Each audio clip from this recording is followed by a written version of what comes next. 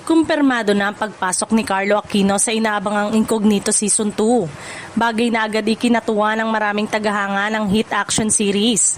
Matapos siyang mamataang kasama ng pangunahing cast sa Tawi-Tawi. Lumakas ang espekulasyon na magiging mahalagang bahagi siya ng bagong yugto ng kwento.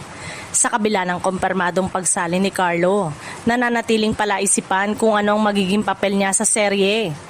Maraming netizen ang nagtatanong kung magiging kakampi ba siya ng grupo o isa nga siyang bagong kalaban na magpapahirap sa kanilang misyon. Sa ngayon wala pang inilalabas na opisyal na detalye tungkol sa kanyang karakter. Mas lalo pang nadagdagan ang pananabik ng mga manonood dahil may mga ulat na posibleng magkaroon ng matitinding bakbakan sa pagitan ng karakter ni Carlo at ng karakter ni Daniel Padilla.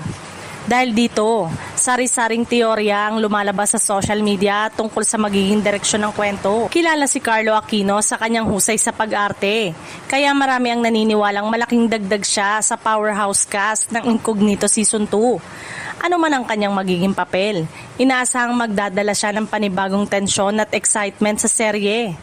Habang hinihintay ang opisyal na pagpapakilala sa kanyang karakter, patuloy na tumataas ang excitement ng mga tagahanga. Isa na ngayon sa pinakamalaking tanong, si Carlo Aquino nga ba ang magiging bagong kakampi ng grupo? O siya na ang susunod na matinding kalaban na dapat nilang harapin?